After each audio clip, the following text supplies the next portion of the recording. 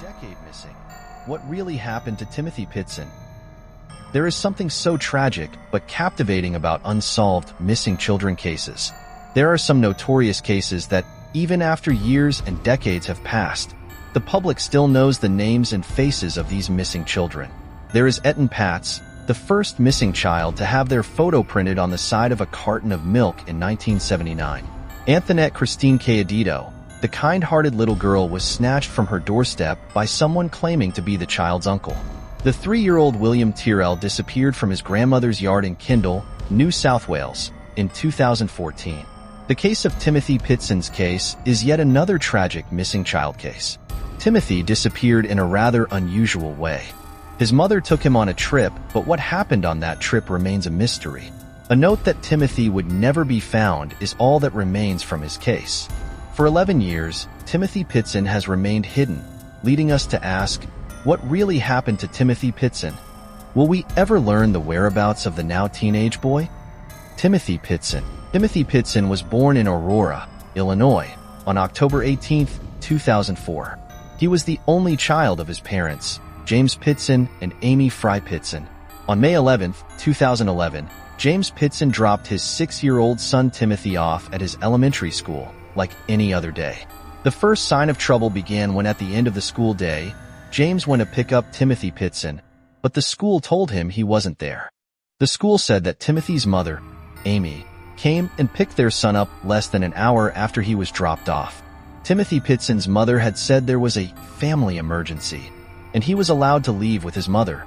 James was confused because there was no family emergency, and he had no clue that Amy had picked Timmothy Pitzen up early, and he hadn't been at school all day.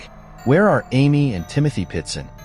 Timmothy Pitzen's parents were experiencing some marital troubles that stemmed from James learning that Amy was still speaking to one of her ex-husbands, and James thought she was still in love with her ex. James tried calling his wife, Amy, but she never answered her cell phone.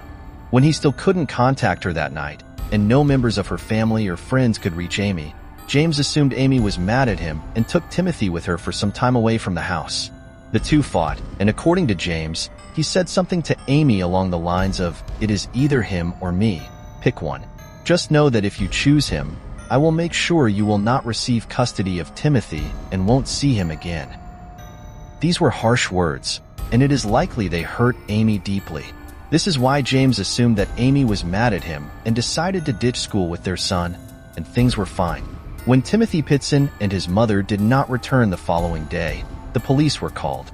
2 days later, on May 13, 2011, Amy called several family members, including her mother and her brother-in-law, to say that she and Timothy were safe and not at risk or in danger.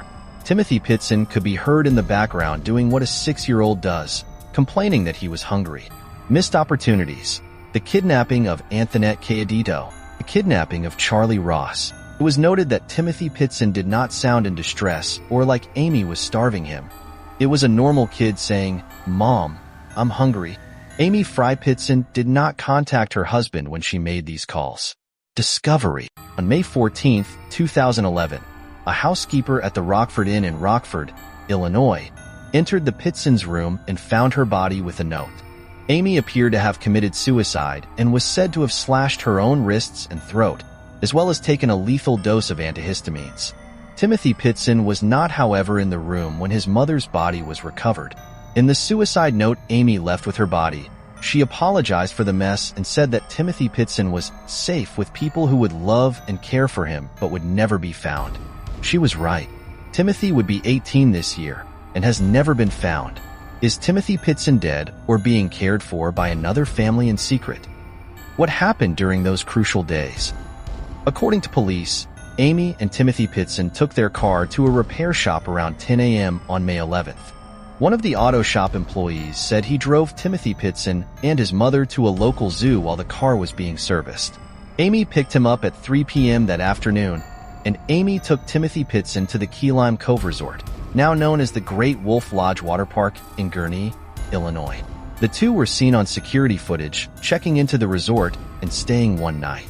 On May 12, 2011, Timmothy Pitzen drove with his mother to the Kalahari Resort in Wisconsin Dells, Wisconsin. Like Key Lime, Kalahari was a water park resort. The pair were seen on security footage checking out of the resort on May 13, 2011, at 10 a.m. Security cameras captured footage of Amy, alone, buying stationery at a Family Dollar store in Winnebago, Illinois, before 7:30 p.m. the evening of May 13th. At 8 p.m., Amy was seen shopping at a local grocery store, and again, Timmothy Pitzen was nowhere to be seen. Along with the security tapes of Timmothy Pitzen and his mother, the police recovered the knife Amy Fry Pitzen used to kill herself, but it only had her blood on it. Amy's car was searched. There was, as police said, a concerning amount of blood in the seat in which Timmothy Pitzen usually sat.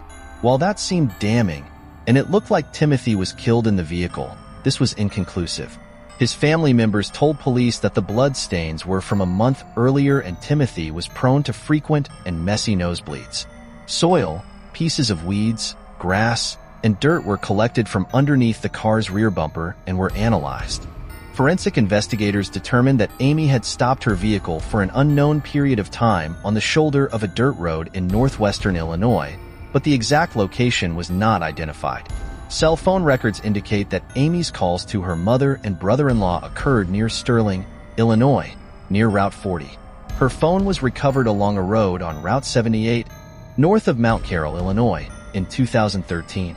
A crime in search of a motive. Motive has not been officially linked with the disappearance of Timmothy Pitzen, but there are some possible hints at why he disappeared. Amy suffered from depression and had attempted suicide 2 times in the past. When James told her, "It is either him or me. Pick one. Just know that if you choose him, I will make sure you will not receive custody of Timothy and won't see him again."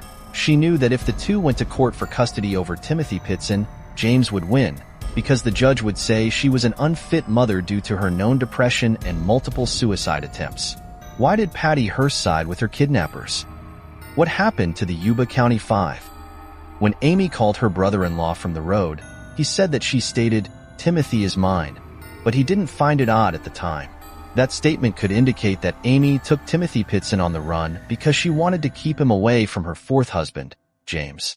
The family strongly believes that Amy did not kill Timothy and loved him dearly. Timothy's birth was a bright spot in Amy's life, and she was said to have found a reason to live for her little boy. The suicide note found with Amy's body and a second letter she sent to her mother said that Timmothy Pitzen was safe and cared for but would never be found. This has led many to believe that Amy took Timmothy Pitzen and gave him to an Amish family based on the large Amish population in the areas she traveled. Those who believe in the Amish theory claim that giving Timmothy Pitzen to an Amish family to raise as their own was in an effort to avoid his discovery.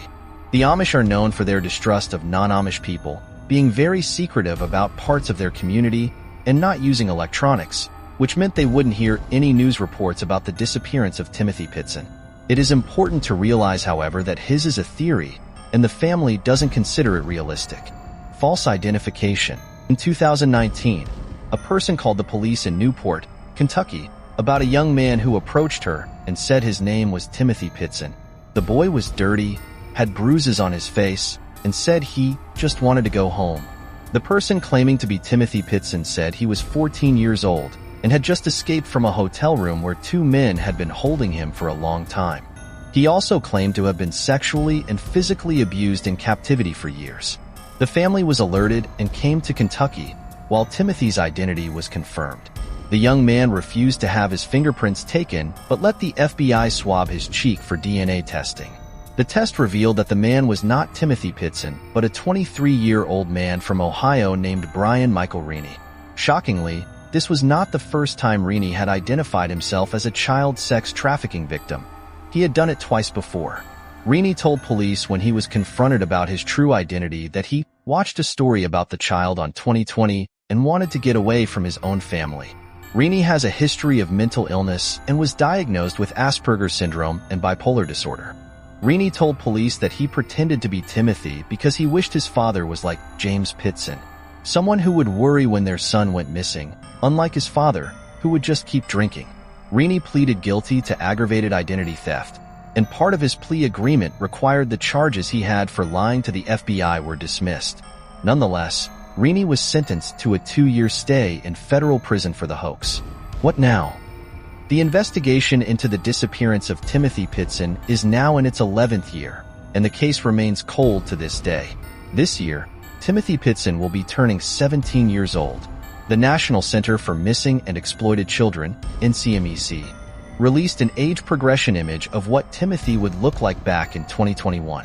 The Pitzen and Fry families believe that Timothy is alive somewhere and hope he makes contact with them at some point.